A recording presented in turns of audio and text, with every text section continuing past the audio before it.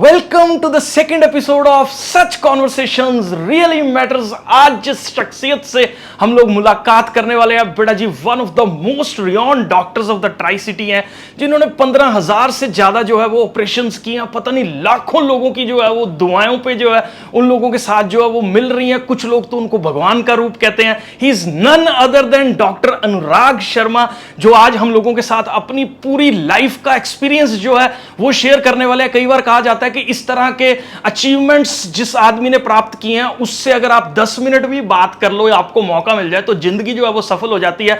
आज उन लोगों ने 40-45 मिनट्स हम लोगों को जो है वो दिए और उसके अंदर ना जानो कितनी ढेरों बातें जो जिंदगी को जो है वो सफल बनाने के लिए जरूरी हैं। जो भी बच्चे मेडिकल स्ट्रीम्स को ऑप्ट करना चाहते हैं या जो है इवन इंजीनियरिंग स्ट्रीम्स को भी ऑप्ट करना चाहते हैं, ये पूरा वीडियो जो है वो जरूर देखो। बहुत सारी चीजें आपको सीखने को जो है वो मिलने वाली है बेटा जी।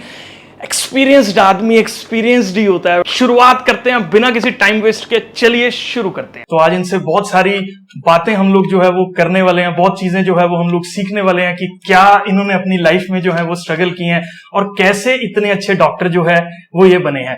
इंडिया जैसे कंट्री के अंदर जहां 2.5 लाख लोगों के पीछे 2 अच्छे डॉक्टर्स अवेलेबल हैं, इतनी ज्यादा कमी है, तो एक डॉक्टर एज ए प्रोफेशन अगर हम लोग देखें तो वो कैसा प्रोफेशन है, आज हम लोग घुस के जो है वो जानने वाले। अनुराग सर ने बहुत समय लगा के हम लोगों को जो है वो टाइम दिया। सर, सबसे पहले मैं ये जानना चाहूंगा कि आपका चाइल्डहुड कैसा था, कहां पे आपने अपनी स्कूलिंग की, क्या आपकी एजुकेशन थी, मेडिकल कॉलेजेस कौन से थे? एक बार प्लीज सारे स्टूडेंट्स को आप जरूर बताएं सर। Okay, hello everyone. मैं थैंक यू करता हूँ आपका, आपने मेरे बारे में ऐसे कर रहे हैं, so thank you for my that compliments. मैं बेसिकली मोगा का हूँ। मोगा पंजाब में है और लुधियाना से आगे जी। और अभी डिस्ट्रिक्ट बन गया है जी। हमारे टाइम छोटा शहर था जी। और मम्मी जो टीचर थे हमारे जी। और बाद में प्रिंसिपल बन गए थे, तो घर में एक पढ़ाई का माहौल तो था ही, क्योंकि मदर अगर टीचर हैं और पापा भी मेरे इंजीनियर थे, तो पढ़ाई में शुरू से मैं अच्छा ही था। मुझे अभी भी याद है कि मैंने कुछ दिन पहले अपनी बचपन की डायरी निकाली थी, तो मुझे शौक होता था कि जब रिजल्ट आता था तो मैं लिखता था फर्स्ट कौन आया, सेकंड कौन आया, थर्ड कौन आया। तो मैंने अभी भी अपनी निकाली थी, तो मैं देख रहा था, अभी घर शिफ्ट किया था तो मैंने अपना थर्ड का रैंक लिखा हुआ है, सेकंड क्लास का लिखा हुआ है। मतलब वो इतनी छोटी क्लास होती है, बट आई थिंक शुरू से मेरे को शौक था कि मुझे रैंक लेना है शायद। मतलब अभी इफ आई लुक बैक, इतना चाइल्डहुड की मेमोरीज तो नहीं है, बट आई थिंक मैं एक अच्छा स्टूडेंट था और माँ बाप ने बहुत इसके प्रोत्साहित किया कि आप पढ़ो एंड अच्छा माहौल था। छोटा शहर था तो ज्यादा डिस्ट्रैक्शंस भी नहीं होती, छोटे शहर के अपने फायदे भी होते हैं और टीचर्स भी काफी अच्छे आई थिंक डेडिकेटेड होते हैं। और उस टाइम पे इतना ट्यूशंस का नहीं था, बट थोड़ी बहुत ट्यूशंस पढ़ते थे 10वीं 11वीं में जाके। उससे पहले तो घर पे हमारे पापा मम्मी भी पढ़ा देते थे हमें। तो मुझे लगता है कि पेरेंट्स की जो इन्वॉल्वमेंट है ना बच्चे के एजुकेशन में, वो ये मैं मैसेज पेरेंट्स को देना चाहता हूँ कि पुराने जमाने में भी पेरेंट्स हमारे भी दोनों वर्किंग थे और उनकी इन्वॉल्वमेंट बहुत होती थी कि बच्चे ने क्या पढ़ाई करी, तुम्हारे टेस्ट में कितने नंबर आए। तो उससे बच्चे को थोड़ा ये भी लगता है कि कोई मेरे को पूछ भी रहा है और बच्चा उनसे अपनी प्रॉब्लम भी डिस्कस कर लेता है, सिवाय इसके कि सिर्फ उनको डंडे ही मारो या उनको झिड़कते रहो। Positive reinforcement by the parents I think is very very important, क्योंकि बच्चे अगर हम उनको प्रोत्साहित नहीं करेंगे, अगर घर से ही नहीं उनको प्रोत्साहन मिलेगा, तो वो अपनी डायरेक्शन ऑफ लाइफ में नहीं वो अच्छा नहीं करेंगे। बिकॉज पेरेंट्स को एमुलेट करते हैं, बच्चों के लिए पेरेंट्स बहुत इंपॉर्टेंट चीज होते हैं और पेरेंट्स को इम्पॉर्टेंट बनना है उनके लिए। तो मुझे लगता है हमारे पेरेंट्स ने की जो कंट्रीब्यूशन है, पापा मेरे साथ अभी भी हैं, मम्मी मेरी नहीं रही है, बट मैं स्टिल याद करता हूँ कि उन्होंने अपने सब्जेक्ट्स बांटे होते थे स्कूल में, जैसे ज्योग्राफी और मैथमेटिक्स मम्मी पढ़ाती थी और इंग्लिश हिंदी और मैथमेटिक्स पापा भी कभी कभी पढ़ा देते थे, साइंस पढ़ाते थे पापा। सो 8th 9th तक तो हमें माँ बाप ने ही पढ़ाया है। उस वक्त पढ़ाइयाँ भी शायद आसान होती थी, अब हम नहीं पढ़ा सके अपने बच्चों को ज्यादा। मेरी वाइफ पढ़ाती थी, मैं बिजी डॉक्टर था, मेरी वाइफ भी डॉक्टर है, तो हमने भी अपने बच्चों को पढ़ाया काफी। तो I think parents contribution is very important. School भी अच्छे थे, छोटे शहरों में छोटे स्कूल थे। मैंने नॉर्मल पंजाबी मीडियम स्कूल में और नहीं पढ़ा हूँ, मैं पंजाब में एजुकेशन बोर्ड में ही पढ़ा हूँ, बट अपना भी शौक होता है पढ़ने का, तो आई थिंक आप आगे जाते हो। ये आपने सर कब सोचा कि आपको मेडिकल स्ट्रीम्स के अंदर जो है वो करियर बनाना?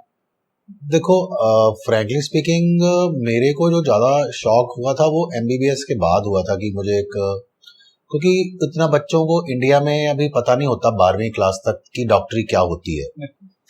मतलब इंडिया का सिस्टम ऐसा है, फॉरेन कंट्रीज में थोड़ा डिफरेंट है, पहले प्री आई थिंक ग्रेजुएशन करवाते हैं वो लोग, फिर ग्रेजुएशन होती है। तो मेरे फादर को शौक था कि मैं डॉक्टर बनूं। आज की डेट में भी बहुत सारे पेरेंट्स ही डिसाइड करते हैं, पर पेरेंट्स को पता होता है कि ये बच्चा कैसा है, तो आई थिंक पेरेंट्स की बात मानने में कोई गुरेज भी नहीं करना चाहिए, क्योंकि उनको पता है कि आप उनके बच्चे हो, तो उनको पता होता है कि क्या तुम्हारे लिए ठीक है। तो आगे जाके एक्सप्लोर करते हो, जब आपके प्रोफेशन में घुस जाते हो कि भाई अच्छा इस प्रोफेशन में ये भी है, ये भी है, तो मुझे अच्छा लग रहा है ये। तो आई थिंक हमारे टाइम में तो 90% या 95% तो पेरेंट्स ही डिसाइड करते थे जी। तो उन्होंने कहा कि भी आप डॉक्टर बनो तो अच्छा प्रोफेशन है। तो हम भी डॉक्टर्स को देखते थे, हमारा हॉस्पिटल के रास्ते से स्कूल आता था तो रोज हॉस्पिटल के रास्ते से भी निकलते थे। तो आई थिंक ये इन्फ्लुएंस था पेरेंट्स का था, हालांकि दोनों डॉक्टर नहीं थे फिर भी। और कितना आसान है सर आज की डेट में एक बहुत अच्छा कार्डियोलॉजिस्ट बनना सर? क्या इसके लिए चैलेंजेस हैं और मतलब क्या स्ट्रगल्स जो है वो बच्चों को करने पढ़ेंगे, मतलब जो एज ए मेडिकल अपने आप को सोच रहे हैं कार्डियोलॉजिस्ट स्ट्रीम? देखो, हाँ, मैं बहुत एक इम्पोर्टेंट क्वेश्चन है, बिकॉज मेरे दोनों बच्चे भी डॉक्टर बन रहे हैं और मैंने उनको काफी एक डिस्कशन करी थी 10th क्लास में, दोनों बच्चों के साथ 1-2 महीने डिस्कशन करी कि आपने कौन सा प्रोफेशन चुनना है, आपकी क्या कैपेबिलिटीज हैं। तो सबसे इम्पोर्टेंट बात पता क्या है, क्योंकि मेरा जो बेटा था वो इंटेलिजेंट है काफी, मैंने उसको बोला भी तू यार डॉक्टर ना बन, तू आईएएस बन जा, ये बन जा, क्योंकि डॉक्टरी में बहुत स्ट्रगल देख रही है, हम लोग बहुत स्ट्रगल कर रहे हैं। बट ही सेज कि पापा मेरे को ना आप जैसा बनना है, नंबर 1। नंबर 2 से ही सेज कि मेरा इंटरेस्ट है पापा मेडिकल फील्ड में, मुझे बॉडी के बारे में जानना है। सो मैंने देखा है कि कई बच्चों को वाकई इंटरेस्ट होता है, तो मेरे काफी समझाने के बाद भी वो मेडिकल प्रोफेशन में अभी 3rd ईयर एमबीबीएस कर रहा है वो। तो आई थिंक आपका अपना इंटरेस्ट होता है, आजकल अवेयरनेस ज्यादा है, इंटरनेट है और काफी कुछ है। बट एक कार्डियोलॉजिस्ट तक जाना थोड़ा लंबा सफर है, बट अगर आपको पैशन है तो लंबा सफर कुछ नहीं होता है, वो आराम से तय हो जाता है। सो आपके अंदर पेशेंस होनी चाहिए, परसिवरेंस होनी चाहिए अगर मेडिकल प्रोफेशन में जाना है, और पेशेंस और परसिवरेंस से ही आप डिफिकल्ट ऑपरेशन भी कर सकते हो, बहुत सारे सिक पेशेंट को बचा भी सकते हो, और कंपैशन होना बहुत जरूरी है। आपको दूसरे ह्यूमन बीइंग के बारे में सोचना है कि भाई ये मैं ह्यूमन बीइंग का इलाज कर रहा हूँ, मैं इनको कैसे ठीक करूँ, मैं इसको कैसे खुशी दूँ, मतलब वो सारी चीजें आपके अंदर हेल्पिंग एटीट्यूड होना चाहिए। मतलब वो एक कंपोनेंट है अगर आपने डॉक्टर बनना है तो, अच्छे डॉक्टर बनना है। मतलब आजकल सर मतलब जैसे जो यूथ है वो बहुत शॉर्ट टेम्पर हो गया और इजी मनी के वेज जो है वो ढूंढ रहा है, ठीक है। तो अगर मैं being medical stream as a profession या doctor as a profession talk of the town बनने में, मतलब कि बहुत फेमस होने में, जैसे आप लोगों ने जो है एक औहदा अचीव किया है, यूजुअली मतलब एक कायदे से ईमानदारी से जो आदमी काम कर रहा है उसको कितना आपके हिसाब से जो है, क्योंकि आपके सर्कल में भी बहुत सारे डॉक्टर्स रहे होंगे जिन्होंने अच्छे अचीवमेंट्स वगैरह जो है वो किए होंगे, मतलब it's not a piece of cake कि लोग सोचें कि it's a one night journey के हम लोग अचीव कर लेंगे, तो यूजुअली कितना टाइम लगता है, मतलब आप अपने एक्सपीरियंस से प्लीज? मेरे ख्याल में अगर आपने मान लो कि आज एमडी डीएम अपनी पढ़ाई पूरी कर ली और अब प्रैक्टिस में चले गए हो, तो आई थिंक 10 साल लगते हैं मेरे ख्याल से। एक अच्छी प्रैक्टिस जिससे आपका नाम हो, लोगों को आपके ऊपर विश्वास हो, और आप भी 10 साल लगेंगे आपको अगर आपने खास करके इंटरवेंशनल कार्डियोलॉजिस्ट बनना है, जिसका मतलब है कि आपने ऑपरेशंस करने हैं लोगों के, क्योंकि हार्ट एक ऐसा ऑर्गन है अगर इसमें 1% भी गलती कर दी तो आपको पेशेंट की डेथ भी हो सकती है। सो इसलिए परफेक्शन होना इज वेरी इंपॉर्टेंट, उसके लिए टाइम लगता है। तो मैं चाहूंगा कि 10 साल के लिए अपने आप को इसमें डाल दो, और उसके बाद आप देखोगे कि आपकी तरक्की अपने आप ही हो रही है, अपने आप ही हो रही है, आपको कुछ करना नहीं पड़ रहा है, क्योंकि आपने वो 10 साल जो काम करा, जो ट्रेनिंग ली, अपने आप को अपग्रेड करते रहो, नॉलेज एक्वायर करते रहो, नए प्रोसीजर आते रहते हैं। जो काम हमने एमडी में था भी नहीं, डीएम में तब अभी इजाद भी नहीं हुई थी चीजें, अब नई चीजें आ रही हैं पर हम उसको अडेप्ट कर रहे हैं। तो मैं हर एक नई टेक्नोलॉजी सीखता हूँ जाके, फिर उसको अडेप्ट कर लेता हूँ। तो जो आज के कार्डियोलॉजिस्ट है, मैं जो वो काम कर रहे हैं वो मैं जो लेटेस्ट है वो मैं भी कर रहा हूँ, हालांकि और मेरे पास एक्सपीरियंस भी है, तो मैं वो एक्चुअली जल्दी सीख लेता हूँ। तो वो इसलिए सीखते हैं हम लोग, जब हम अंदर अगेन पैशन होना चाहिए। मैंने कई अपने जूनियर कार्डियोलॉजिस्ट से भी सीखा है, मेरे से जूनियर जो लोग हैं डॉक्टर, वो अच्छा काम कर रहे हैं, तो मैं उसमें कोई अपनी वो नहीं समझता कि यार मेरा जूनियर है मैं इससे क्यों सीखूं, पर अगर मुझे सीखना है तो मुझे सीखना है। तो इसके अंदर आपके सीखने की जो ललक है ना वो होनी चाहिए। जब क्योंकि आप उनसे सीख लिया, आपके पास तजुर्बा है जो उनके पास नहीं है, तो आप जब सीख लोगे तो आप उनसे बेटर करोगे। एक सर बहुत इंपॉर्टेंट क्वेश्चन है, ये मेरे दिमाग में रहता है कि जैसे सर ने भी बताया ये छोटे मतलब मोगा शहर से जो है वो आए हैं, तो हम लोग जब अपने छोटे सेमी अर्बन या थोड़े रूरल एरियाज के अंदर डॉक्टर्स को देखते हैं, उन लोगों के अंदर एक रिस्क टेकिंग एबिलिटी नहीं होता। मतलब अगर मैं ये 100 किलोमीटर के चंडीगढ़ के रेडियस की बात करूं तो सब फटाफट से कह देंगे चंडीगढ़ ले जाओ, चंडीगढ़ ले जाओ, ठीक है। तो they are also having the equivalent degree, पढ़ाई उन्होंने भी सेम की है, सेम बुक्स वो भी पढ़ रहे हैं, एमडी उन्होंने भी जो है वो कर ली हुई है।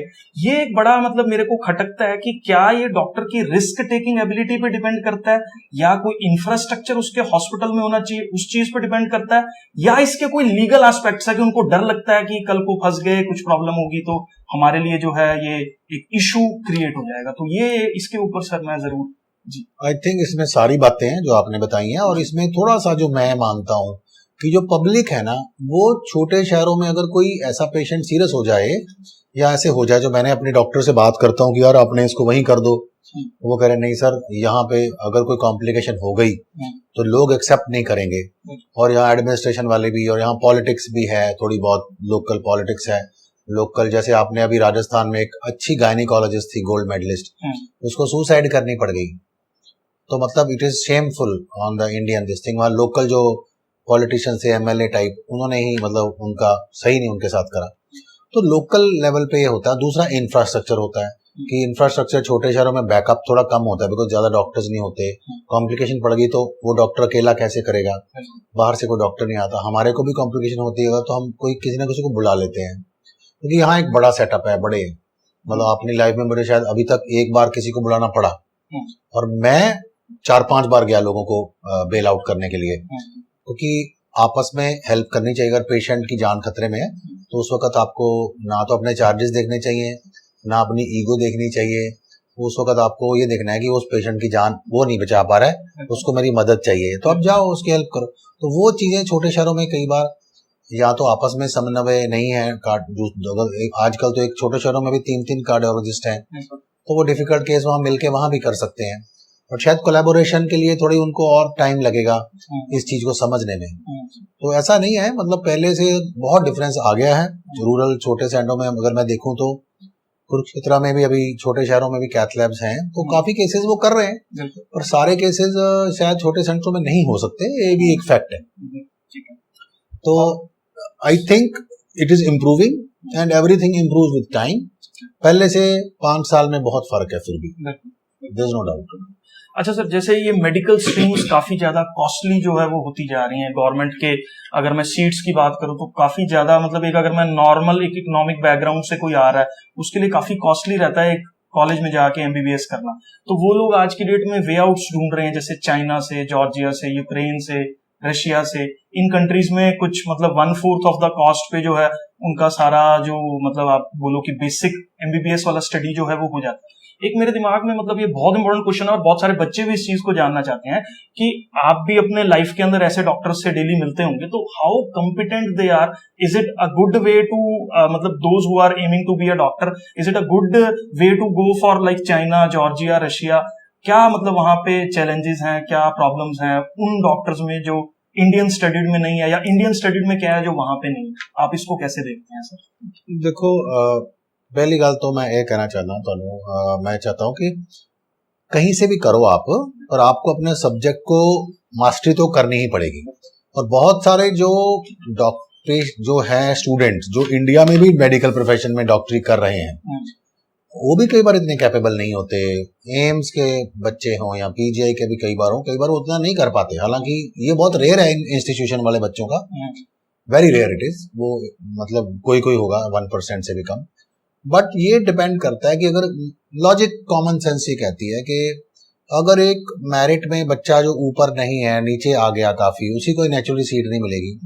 पर इंडिया में सीटें हैं ही बहुत कम, मतलब 10,000 सीटें हैं सिर्फ एक्चुअली जी अच्छे कॉलेजेस की। जी बाकी तो फिर कई कॉलेजेस इंडिया में कहने को गवर्नमेंट के हैं, लेकिन उनमें भी इतनी टीचिंग नहीं है। बिल्कुल तो बिल्कुल अल्टीमेटली बच्चे पे ही डिपेंड करेगा कि वो कहीं से भी करे आके। अब इंडिया में इक्वलेंस एग्जाम है, फिर वो एग्जाम क्लियर करो।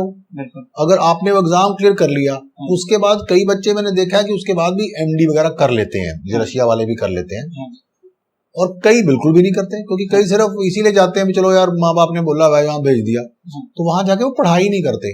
तो I think it is individual, बच्चे के ऊपर डिपेंड करता है कि वो कहाँ तक जाना चाहता है। ये आपकी अपनी शिद्दत है, आपकी अपनी मेहनत है और अपना पैशन है। अगर आपने जाना है तो आप कहीं से भी पढ़ा, अपनी डिग्री तो आपकी इक्विवेलेंट है ही। तो आई थिंक आपके ऊपर डिपेंड करेगा, बच्चे के ऊपर। सर आपने जैसे बताया कि आपके दोनों बच्चे भी मेडिकल जो है वो एमबीबीएस कर रहे हैं जैसे है, तो आप मेरे को आप थोड़ा सा ये कंपेयर करके बताएं जो एमबीबीएस का माहौल आपके टाइम पे था कॉलेजेस का और आज के टाइम पे जो आप सुनते हैं या देखते हैं, तो कितना डिफरेंस जो है वो क्रिएट हुआ है, मतलब 20 इयर्स डाउन द लाइन आपके हिसाब से इस स्ट्रीम में सर? आई थिंक टीचिंग थोड़ी बहुत तो सफर करी है गवर्नमेंट कॉलेजेस में। तो अगर मैं अपना कॉलेज ही कंपेयर करूं, पटियाला मेडिकल कॉलेज, तो उस टाइम हमारा पटियाला मेडिकल कॉलेज बहुत एक वर्ल्ड फेमस था। अब वहां पे उतनी फैकल्टी या उतनी कैपेबल वाली फैकल्टी नहीं है जो मुझे पता लगा है। तो हालांकि वहां के बच्चे अच्छे हैं, कई मैंने देखे हैं, पर वो बच्चों पे डिपेंड ज्यादा कर रहा है। आई थिंक हमारे टाइम बहुत स्टालवार्ट्स थे और बहुत ज्यादा मेहनती डॉक्टर थे, उसमें कोई दो राय नहीं है, जिन्होंने हमें पढ़ाया है, और उन्हीं को देख के आप आगे करते हो। तो मेरे ख्याल में इसमें गवर्नमेंट का भी काफी कसूर है, बिकॉज गवर्नमेंट ने रिजर्वेशन पॉलिसीज उधर में भी काफी कर दी हैं। तो अच्छे डॉक्टर्स ज्वाइन नहीं करते फिर, क्योंकि उनका जूनियर जो है वो है, तो उससे क्या होता है कि जो अच्छे कैपेबल लोग हैं फिर वो सरकारी वाली नौकरी छोड़ देते हैं। तो उससे टीचिंग सफर कर रही है। ये एक बहुत एक नेगेटिव एस्पेक्ट है। मेडिकल प्रोफेशन इंडिया में आई थिंक उसको इम्पोर्टेंस नहीं दी जाती, और इसमें रिजर्वेशन मेरे हिसाब से टीचिंग में तो बिल्कुल नहीं होनी चाहिए थी। और उससे क्या होता है कि आप अपने बच्चों को सिखाने वाले ही जब इनकैपेबल हैं तो वो आगे क्या करेंगे? मेरिट बेस ही होना चाहिए। मेडिकल प्रोफेशन तो पूरे इंडिया में मेरिट बेस ही होना चाहिए, इसमें रिजर्वेशन इकोनॉमिकली वीकर की होनी चाहिए। बाकी तो आई थिंक हम लोग अपना मेडिकल सिस्टम किल ही कर रहे हैं। आपने अपलिफ्ट करना है, करो लोगों को, इसमें मना नहीं मैं कर रहा, बट उनको डॉक्टरी लाइन में मेरे ख्याल में, बट कई रिजर्व कैंडिडेट्स मेरे भी अच्छे फ्रेंड हैं, वो बहुत कैपेबल हैं। वो तो एक दो मेरे बहुत अच्छे दोस्त हैं जो कि कैटेगरी से हैं, लेकिन वेरी गुड, मैं उनसे सीखता रहता हूँ। तो उनके अंदर भी कई बहुत अच्छे बच्चे हैं, लेकिन वो अपने मेरिट से वैसे ही आ जाएंगे। बिल्कुल। तो हमें उनको क्या स्ट्रेस लेना है, उसमें हम अपनी क्रम्पल कर रहे हैं सारी सिचुएशन, तो काम खराब कर रहे हैं। अल्टीमेटली वो पेशेंट्स को भी फिर कई बार अच्छा ट्रीटमेंट नहीं मिलता। अच्छा सर, एक ये डाउट रहता है बच्चों के दिमाग में जो 10th to 11th मूव कर रहे होते हैं कि नीट के लिए कितना पढ़ना है। आपके हिसाब से, जैसे आपके अपने पर्सनल एक्सपीरियंस से या फैमिली एक्सपीरियंस से, आपके हिसाब से कायदे से, ईमानदारी से बच्चे को कितना टाइम स्पेंड करना चाहिए स्टडीज के अंदर कि वो एक अच्छा रैंक लेके मेडिकल कॉलेज में इंडिया में एडमिशन ले ले? आपको एक तो ना सब्जेक्ट वाइज प्रॉपर तैयारी करनी चाहिए। बायोलॉजी आपकी बहुत स्ट्रांग होनी चाहिए और फिजिक्स और केमिस्ट्री भी होनी चाहिए। बायोलॉजी आमतौर पे सारे मेडिकल वालों की होती है, तभी वो मेडिकल लेते हैं। तो अगर आपने रैंक लाना है ना, तो आपको केमिस्ट्री और फिजिक्स पे भी मेहनत उतनी ही करनी पड़ेगी। और इसके लिए आप अपने फंडामेंटल्स, शुरू से जो फंडामेंटल्स होते हैं, क्वेश्चंस के प्रिंसिपल्स क्या हैं, उसको सॉल्व कैसे करना है, और प्लस पिछले 5-10 साल के पेपर पक्का करने चाहिए। उससे आदत पता लगती है कि कितना में टाइमिंग क्या है मेरा। तो उसको ना एक स्ट्रेटजी लेके चलो। कई लोग सिर्फ क्या करते हैं, बस किताबें पढ़ते रहते हैं। तो उसकी स्ट्रेटजी बनाओ कि इतना टाइम है, इतने टाइम में पहले मैं ये करूंगा, और मैं एक टाइम पे एक जो सब्जेक्ट है, मान लो एक क्वेश्चन ऐसा अटक गया जिसपे टाइम लग रहा है, उसको छोड़ दो, go to the next. Because हो सकता है अगले 10 क्वेश्चन आपको आते हो और आप पहले पे लग गए और अगले 10 छोड़ने ही पड़े आपको, क्योंकि आपका टाइम ही निकल गया। सो time management in the medical this thing, और टाइम मैनेजमेंट इतना इंपॉर्टेंट है आगे भी मेडिकल लाइन में। पेशेंट सीरियस है, आपने जल्दी डिसीजन लेना है, तो टाइम मैनेजमेंट आपको पहले ही सीखनी है। टाइम मैनेजमेंट इंपॉर्टेंट है। 10 घंटे मेरे हिसाब से एक बच्चे को पढ़ना चाहिए। अगर उसने 10 से ज्यादा पढ़ने की, जो एग्जॉस्ट हो जाता है बच्चा। और कोई बहुत फास्ट बच्चे भी होते हैं जिनका बहुत फास्ट ब्रेन होता है, वो 8 घंटे तो वो भी पढ़ते ही हैं। तो 8 से 10 घंटे और प्लस 6-7 घंटे सोना बहुत जरूरी है। तो मैं तो एक्चुअली पूरे दिन में पढ़ लेता था, मैं तो 10 साढ़े 10 सो जाता था और सुबह 6 बजे उठ जाता था, और 6 से लेके रात के 10 बजे तक मैं 10 घंटे पढ़ लेता था। मैं रात को पढ़ा ही नहीं, कभी अलार्म लगाया ही नहीं। सर आज जैसे डिस्ट्रैक्शंस बहुत ज्यादा अवेलेबल हैं सोशल मीडिया के प्लेटफॉर्म्स की वजह से या बाकी चीजों की वजह से, तो बच्चों की एक प्रॉब्लम रहती है कि अगर हम लोग प्रोडक्टिवली 6 घंटे बैठ रहे हैं पढ़ने के लिए, तो उसमें प्रोडक्टिव स्टडी शायद 2 घंटे की निकल के आ रही है। तो इस चीज को एक 16-17 साल का बच्चा किस तरीके से जो है आप राय देंगे कि कंट्रोल करे, डिस्ट्रैक्शंस कैसे जो है वो कम कर मेरे सकता है? ख्याल से अगर आपने वाकई क्लियर करना है, चाहे वो इंजीनियरिंग हो चाहे वो मेडिकल हो, तो सोशल मीडिया से तो कट हो जाओ। आप एक स्टूडेंट हो, आपका सोशल मीडिया से क्या लेना देना? आपको अपना सोशल मीडिया कट ऑफ करना पड़ेगा। मतलब you should not have a very very high and phone. पहली बात तो आपको फोन बिल्कुल सिंपल लेना है, जिसमें चले ही ना है कोई ऐप हो। तो आप अपने बस कॉलिंग करनी है कि भाई मैं इतने बजे वहां पहुंच गया और मेरी कार आ रही है कि नहीं आ रही, मेरी टैक्सी आ रही है, ट्यूशन वाली बस आ रही है, जो भी आपका कैपेबिलिटी। बस कनेक्टिविटी चाहिए आपको, आपको साथ में सोशल मीडिया नहीं चाहिए। आपको कोई फेसबुक नहीं करना, आपको कोई इंस्टाग्राम नहीं करना, आपको कुछ नहीं करना है। तो अगर तो आपने ये कर लिया तो आपकी जिंदगी अभी से बन गई और आपका कंट्रोल अभी से आ गया। उसके बाद सारा जिंदगी पड़ी है, सब करते रहो जो मर्जी। पर I think social media you have to shun it if you really want to clear the exam, you have to leave. एक सर ये अवेयरनेस जैसे जो थोड़े बड़े शहर हैं उनके अंदर अवेलेबल है, अगर मैं सर रूरल और सेमी अर्बन एरियाज की बात करूं, वहां पे क्या है, टीचर्स बच्चों को ये फोर्स करते हैं कि आप पहले अपना बोर्ड्स पे फोकस करो, उसके बाद ड्रॉप करके जो है आप नीट की प्रिपरेशन जो है वो कर लेना।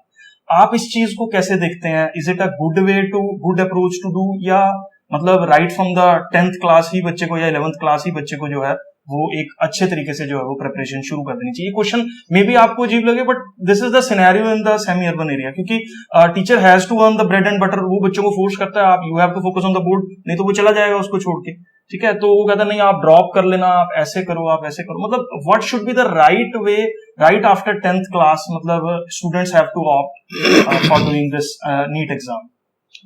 देखो मेरे बच्चों ने भी अभी रिसेंटली दिया है, बट वो स्कूल जाते थे, लेकिन उनका स्कूल जैसे चंडीगढ़ में जो ट्रेंड था वो था कि मतलब स्कूल में भी वो गए, प्रैक्टिकल वगैरह उन्होंने सारे किए, पर उतनी क्लासेस उन्होंने नहीं लगाई, वो कोचिंग क्लासेस में ज्यादा थे, क्योंकि यहाँ पूरा ट्रेंड यही था।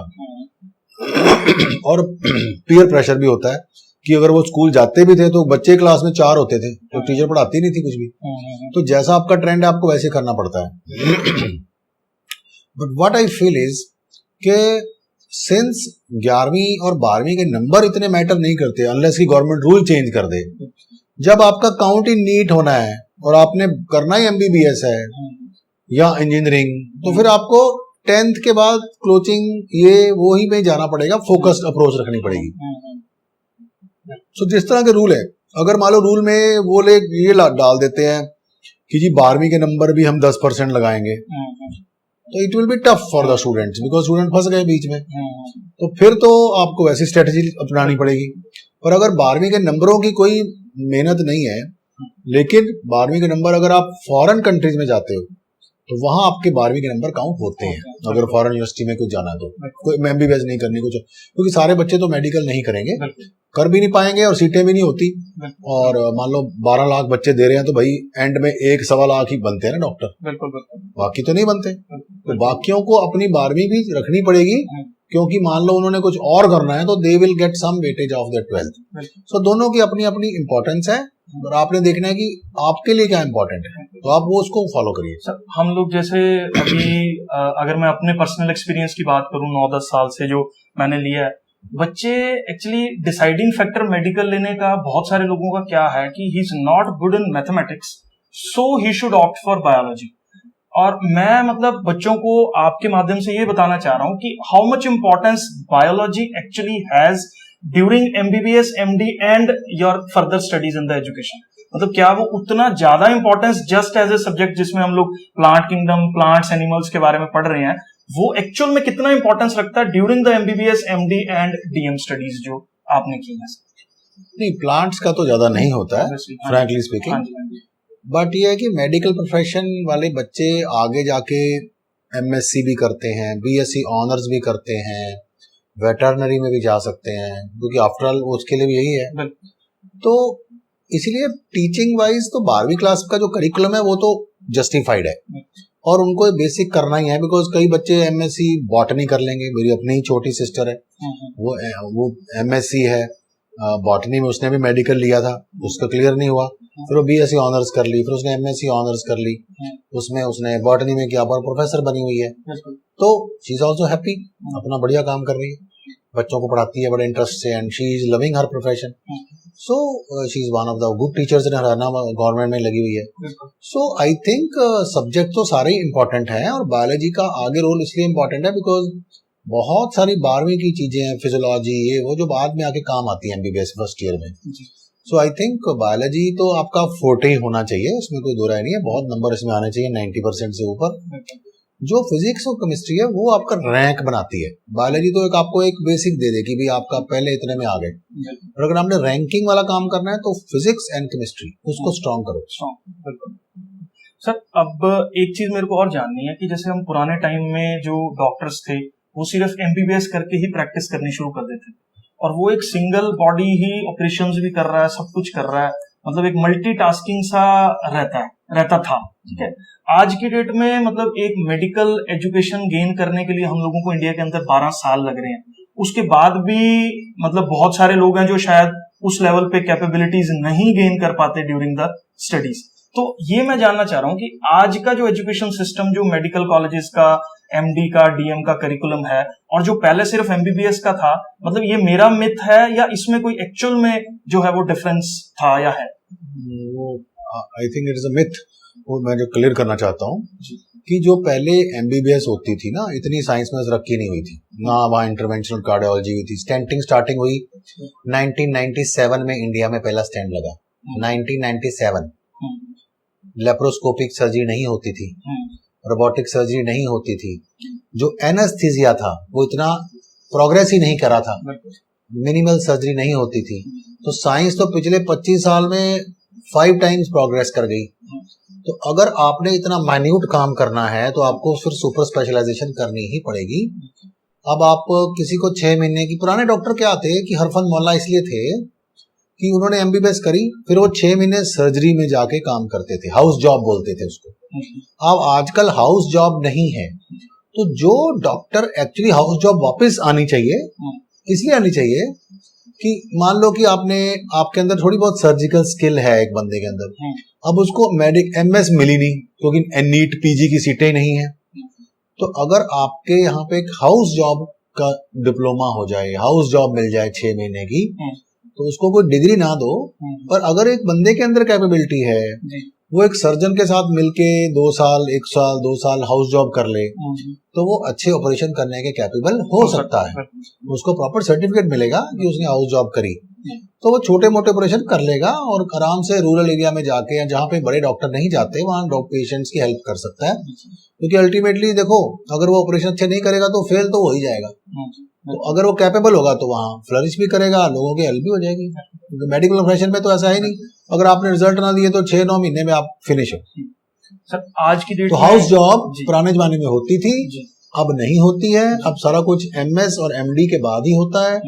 तो ये एक सही करिकुलम है और पुराना भी सही था, लेकिन अभी पुराना वाला भी थोड़ा दोबारा लाया जा सकता है to make more doctors having more experience.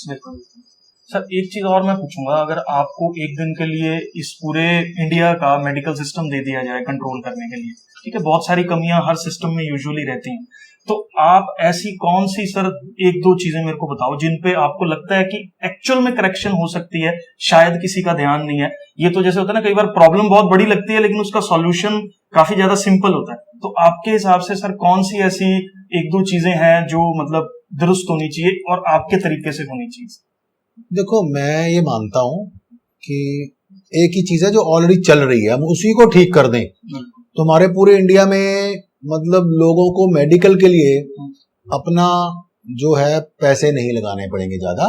वो गवर्नमेंट ने किया तो है बट वो प्रॉपरली नहीं किया है। मैं ओपनली, अगर ये गवर्नमेंट भी सुन रही है तो मैं कहना चाहता हूं कि जो आयुष्मान भारत स्कीम है वो बहुत अच्छी स्कीम है, पर उसके अंदर जो रेट्स दिए गए हैं ऑपरेशंस के वो इतने नॉन सस्टेनेबल हैं कि वो एक ड्रामा है। मतलब एज ए डॉक्टर मैं कहूंगा कि वो एक तरह का मतलब अपना पर्पस फुलफिल नहीं कर रहा है। मतलब 56,000 रुपीज में आपको एंजियोप्लास्टी भी करनी है, एक स्टेंट भी डालना है, 56,000। तो उसमें डॉक्टर की सैलरी तो 56 रुपए भी नहीं निकलती। तो मैं डीएम करके 12 साल पढ़ाई करके मैं आयुष्मान वाले पेशेंट है मैं करना चाहता हूँ, क्योंकि मेरे को भी पता है गरीब पेशेंट है, बट अगर मुझे उसमें से 56 रुपए भी नहीं मिल रहे तो मैं वो नहीं करूंगा काम। तो आई थिंक उसके अंदर जब 5 लाख की इंश्योरेंस गवर्नमेंट ने कर दी तो सीजीएचएस रेट पे आयुष्मान होना चाहिए मिनिमम। तो बस इंडिया का पूरा मामला सॉल्व है। जब आपने 5 लाख की इंश्योरेंस कर दी तो भाई उसमें रेट तो ठीक कर दो। आज अगर मैं स्टार हेल्थ की 5 लाख की ले लूं तो वो थोड़ा कहेंगे कि मैं 56 रुपए तुम्हें दूंगा। वो डॉक्टर की चलो 10-12 हजार फीस होती है, वो तो दे दो। सर आज की डेट में तो एक ही चीज है बस, अगर मैं बन गया तो पहले तो मैं आयुष्मान का ही सारा ये कर दूंगा, तो बस पूरा सिस्टम चल पड़ा। सिस्टम तो बना ही हुआ है, सिर्फ उसको सेट कर रहे हैं हम। सर आज जैसे यूथ जो है सर बहुत ज्यादा जैसे जंक फूड या बाकी चीजों में जो है वो घुसा हुआ है, तो डाइट कितनी इंपॉर्टेंट है? मतलब एक 15-16 साल के बच्चे के लिए जो एक कंसंट्रेशन से जिसको पढ़ाई करनी है, मतलब एक अच्छी फूड हैबिट्स क्या इन्फ्लुएंस या क्या फैक्टर जो है वो कॉज कर रही है एजुकेशन के अंदर सर, अगर आप कंपेयर करें तो? डाइट का बहुत बड़ा रोल हो रहा है, क्योंकि बच्चे जो है वो हेल्दी नहीं हो रहे और वो ज्यादा उनको ब्लड प्रेशर बढ़ रहा है, और जो आप बोल रहे हो ना कि उनके अंदर ज्यादा रेज आ रहा है, इरिटेबिलिटी आ रही है, तो वो फूड पे ही डिपेंड करती है। क्योंकि नॉन वेजिटेरियन बहुत लोग हो गए हैं ज्यादा, तो अगर आप एनिमल फूड खाओगे ज्यादा एनिमल, तो आपका एनिमलिस्टिक बिहेवियर बनेगा।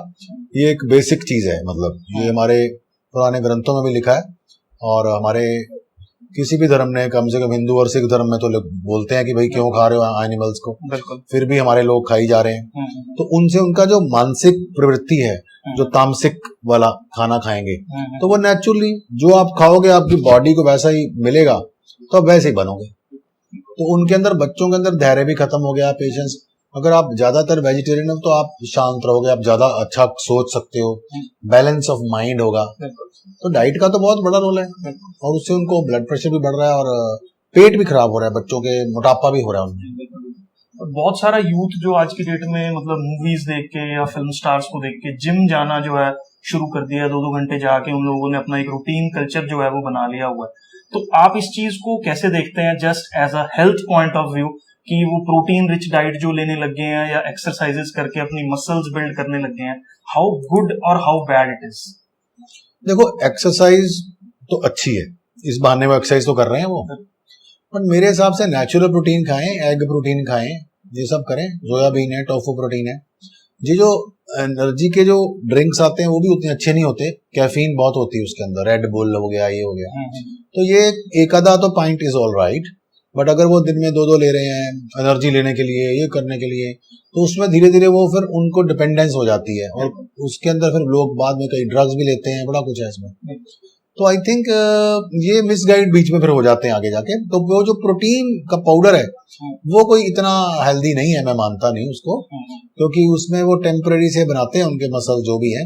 पर जितने भी आप बड़े बड़े पहलवान देख लो, जो रियल पहलवान है या जो भी है अपने इंडिया के, they never took protein and all this things. वो अपना देसी घी खाना, ये बाकी चीजें, मिल्क प्रोटीन हो गया या दालें हो गई, या egg protein is the best protein, बिल्कुल नेचुरल है वो।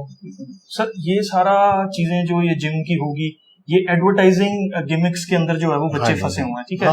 बहुत सारी कंपनीज जो है वो ऐसे बोल रही हैं कि आप लो सोडियम डाइट्स जो है वो कंज्यूम करो। नहीं, वो सारा मार्केटिंग है, बिकॉज हर एक उन्होंने अपने ल्योर हो जाते हैं। इसलिए अपनी नॉलेज को देखो, प्रोफेशनल से पूछो, अपने पैसे भी ना वेस्ट करो, because it is wastage of money of parents की पैसे भी वेस्ट कर रहे हो आप।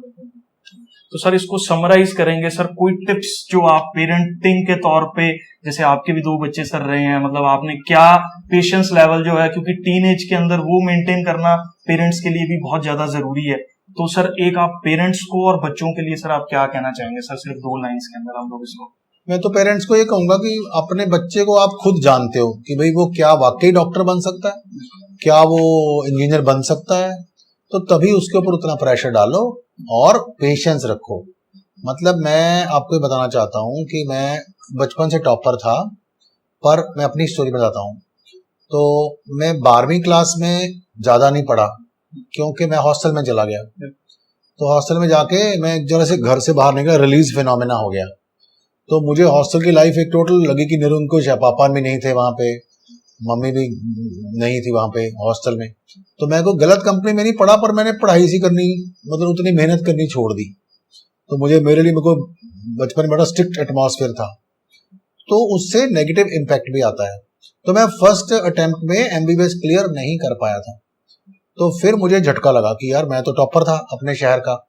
तो उससे फिर समझ लो कि जो अपने आप ही झटका लगता है वो बहुत अच्छा झटका होता है एक्चुअली। तो वो भगवान ने सिखाने के लिए शायद मेरे को बोला। तो उसके बाद फिर मैंने जब एमबीबीएस नेक्स्ट में मैंने सारे क्लियर कर दिए, मैंने सारे एग्जाम क्लियर कर दिए और मुझे पता लग गया था कि मेरी ये क्या प्रॉब्लम आ रही है। कोई मैं कैपेबल तो था ही, बट मैंने अपनी एफर्ट कटा दी थी। बट ये है कि उस वक्त मेरे पेरेंट्स ने मुझे सपोर्ट किया रादर देन मुझे डांटने के लिए, क्योंकि उनके लिए भी एक झटका था कि हमारा बच्चा नहीं सिलेक्ट हुआ। सारे तो हो गए आसपास के, पर उन्होंने मेरे ऊपर बहुत ज्यादा विश्वास रखा। उनको पता था कि मैं हूं तो कैपेबल।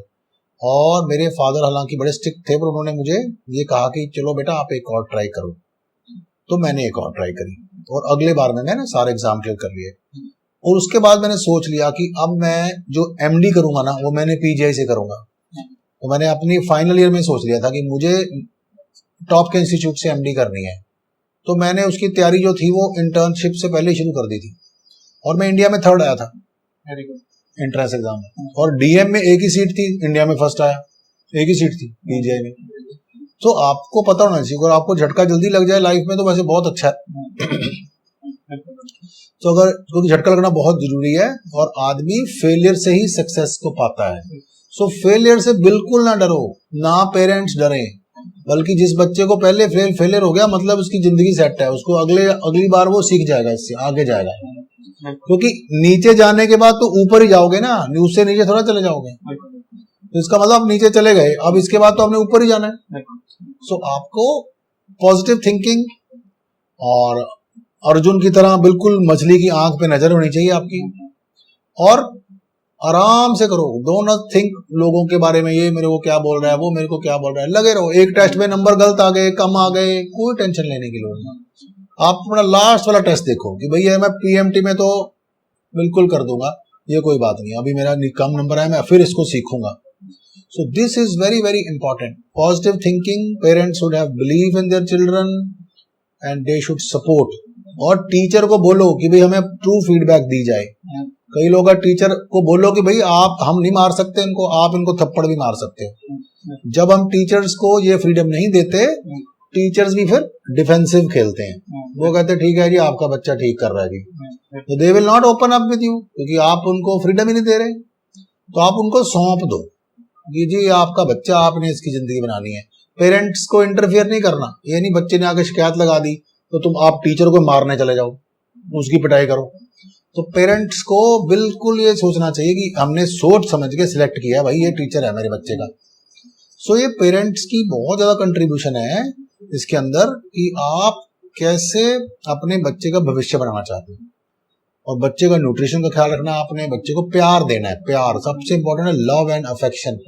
अगर आपने अपने बच्चे को लव एंड अफेक्शन नहीं दिया तो क्लियर तो कर ही जावे, बट वो गलत रास्ते पे भी जा सकता है या बिल्कुल कुछ अपने आप को डैमेज भी कर सकता है। ये भी सोचो, क्योंकि ऐसे बच्चे भी मैंने न्यूज सुनता रहता हूँ कि उसने अपनी लाइफ को खत्म कर दिया।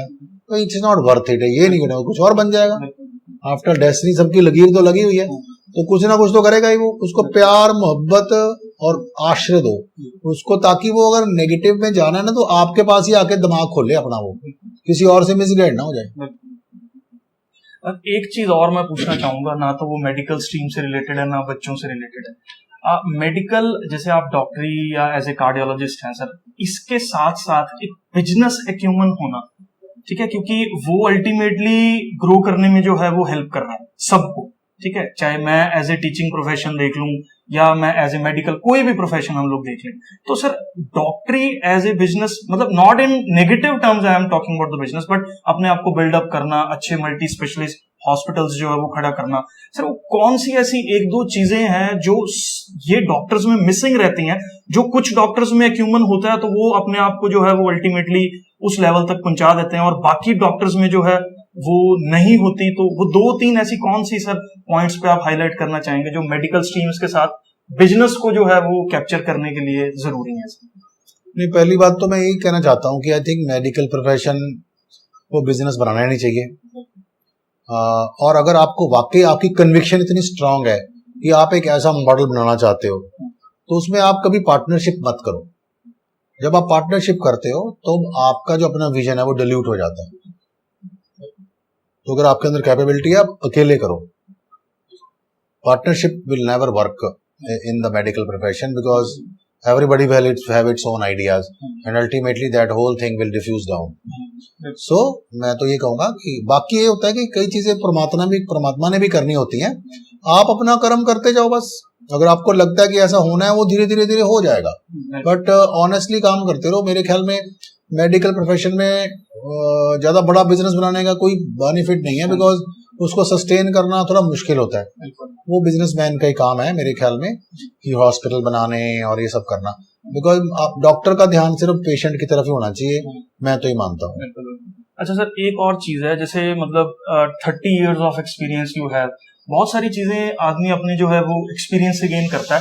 अब मैं मेडिकल स्ट्रीम से बात नहीं करूंगा, मैं लाइफ रिलेटेड चीजें कि how one should be successful, किस तरह का उसका कायदा होना चाहिए, किस तरह के संस्कार होने चाहिए, किस तरह की उसकी मॉरल वैल्यूज होनी चाहिए एक अच्छा नाम कमाने के लिए, not in terms of money but in terms of reputation, या लोग जो है वो उसकी इज्जत कर रहे हैं। तो कौन सी मॉरल वैल्यूज सर आप बच्चों को जो है वो बताना चाहेंगे कि ये जरूरी है आपके लाइफ को बिल्डअप करने में? देखो, वैसे तो कोई भी प्रोफेशन हो, मेरे ख्याल में ऑनेस्टी टू योर प्रोफेशन सबसे इंपॉर्टेंट है, क्योंकि इस प्रोफेशन ने आपको सब कुछ देना है। तो अगर आपने इसी में डिसऑनेस्टी कर दी तो फिर आगे यही डिल्यूट हो जाएगा और आप वहां नहीं पहुंच पाओगे जहां आप पहुंचना चाहते हो, और हो सकता है कि बिल्कुल फेल ही हो जाओ। सेकंड नंबर पे है कि एटीट्यूड होना चाहिए आपका, होना चाहिए कि जैसे अगर डॉक्टरी प्रोफेशन में जैसे मेरे पास डिफिकल्ट केस आते हैं, डिफिकल्ट डिसीजंस आते हैं, तो मैं यही सोचता हूं कि ये मैं हूं या मेरे पापा हैं या मेरी मम्मी है, तो भाई इनका अगर मेरी मम्मी होती तो मैं क्या इलाज करता। मुझे अभी भी एक याद है, पेशेंट मैक्स में था जब मैं, तो एक पेशेंट आए थे मेरे पास, उनको 3 स्टेंट डालने थे तीनों नाड़ियों में। तो बाईपास भी होता है तीनों नाड़ियों में, पर उसकी नाड़ियां अच्छी थी कि मुझे लगा कि इसको stenting will be very good. और जो पेशेंट था वो भी कह रहा था मैंने बाईपास नहीं कराना। तो मैंने उनके बच्चों को बताया, तो उन्होंने बोला कि जी अगर आपकी मम्मी है तो भी आप यही करोगे? मैं कहा बिल्कुल जी 100% यही करूंगा। और उस पेशेंट को आज 8 ईयर हो गए, मैंने 4 स्टेंट डाले थे। शी इज डूइंग वेल, अभी तक उसको कोई दोबारा ब्लॉकेज भी नहीं आया और ना ही उसको कोई बाईपास करने की जरूरत पड़ी। वो शी लिव्स इन मनी माजरा, अभी भी मेरे पास आके दिखाती रहती, अभी भी वो 4 किलोमीटर की सैर करती है आंटी, क्योंकि उसको डायबिटीज वगैरह नहीं थी। तो मैंने एक डिसीजन लिया साइंटिफिक बेस पर, अपनी कन्विक्शन पे, कि मुझे पता था मैं इसका कर दूंगा। तो जिस बंदे को बिना छाती काटे हम इलाज कर सकते हैं, अगर हमें पता है, अगर हम कैपेबिलिटी है, कन्विक्शन है, एक्सपीरियंस है, तो you can opt for that. So उस वक्त आप डिसीजन लेने के लिए ये सोचो कि अगर मेरी मम्मी होती या मेरे मम्मी पापा होते तो मैं इलाज कैसे करता। सो अगर आपका ये रहेगा तो भी आप अपने प्रोफेशन में ऊपर जाओगे। और आपको मनी को जो है, मनी को सबसे पीछे रखना है। हमारे जो टीचर थे पटियाला मेडिकल कॉलेज में, वो हमेशा कहते थे कि don't follow the money in medical profession, money will follow you if you are following right treatment, honest treatment. Money should not be your criteria, because every doctor will earn money. You will be very happily living your life. So, बाकी money has no end. तो sir ये अब मैं अपने सारे students को ये बताना चाहूंगा कि सर ने इतनी इंटेलिजेंट बातें हम लोगों के साथ जो है वो शेयर की, जिससे बहुत सारी लर्निंग हम लोगों को जो है वो मिली है। एक बड़ी खास बात सर के यूट्यूब चैनल से जो है वो मुझे पता लगी है कि सर बड़ा अच्छा जो है वो गाते हैं। तो एक बहुत सीरियस और ऑनेस्ट टॉक के बाद अब मैं सर को जो है वो ये जरूर बोलूंगा कि 2 लाइनें सर किसी भी गाने की, क्योंकि आपने इतने एक अपने बिजी शेड्यूल के साथ अपनी इस हॉबी को बड़े अच्छे से जो है वो डेवलप किया हुआ है सर। तो एक बार सर स्टूडेंट्स को भी एक मोटिवेशन मिलेगा कि पढ़ाई के साथ साथ एक अच्छी हॉबी डेवलप करना बहुत जरूरी है। ये नहीं है कि अपना जो टाइम पास है वो हम लोग रील्स देख के और मोबाइल फोन्स पे जो है वो स्पेंड करें। हॉबीज जो है वो कैसे दिमाग को जो है वो ठंडा रख के आपको कॉन्सेंट्रेट करने में जो है वो हेल्प करेंगी। तो सर की एक बहुत ही ब्यूटीफुल जिसको बोलते हैं आवाज है, और सर आज जरूर 2 लाइनें हम लोगों के साथ जो है वो शेयर करने वाले हैं। Sir please sir. Okay, thank you. और मैं सारे स्टूडेंट्स को कहना चाहता हूँ कि हर एक बच्चे में एक क्वालिटी होती है, सिंगिंग की, म्यूजिक बजाने की, पेंटिंग की। तो फ्री टाइम जब मिलेगा आपको पढ़ाई करने में, आपको लगता है मैं पढ़ के थक चुका हूँ एक सब्जेक्ट को, अब मैंने डी स्ट्रेस करना है, तो उस वक्त मोबाइल मत देखो, टीवी मत देखो, अपना कोई हॉबी वाला काम कर लो, उससे ज्यादा डी स्ट्रेस हो जाओगे और बहुत अच्छा लगेगा। एक क्रिएटिव काम कर रहे हो आप। तो आई थिंक ये मैंने तो शुरू से मेरे को शौक था, मम्मी मेरी अच्छी सिंगर थी तो मेरे को भी वो माता पिता मम्मी से मिला जीन। सो मैं आपको गाना सुनाता हूँ, तो छोटा दो लाइनें सुनाऊंगा। पुराना गाना है भाई, आजकल के बच्चों ने पता नहीं सुना होगा कि नहीं सुना होगा। तुमने सुना होगा शायद। नहीं, मैंने सुना। ओके। एक मैं और एक तू, दोनों मिले इस तरह हो, एक मैं और एक तू, दोनों मिले इस तरह, और मैं ना रहा है, ये तो होना ही था, एक मैं और एक तू, दोनों मिले इस तरह। बहुत बहुत शुक्रिया सर आपका टाइम देने के लिए। आज बच्चों को बहुत सारी लर्निंग्स जो है वो मुझे लगता है मिल गई होंगी सर। मेरा जो मोटिव था मतलब ट्रैवल करके आपके पास आने का और आपका टाइम देने का, उसके लिए सर बहुत आभारी हूं मैं आपका। बहुत बहुत शुक्रिया आपका, आपने जो है वो हमें समय दिया। Thank you. ठीक है।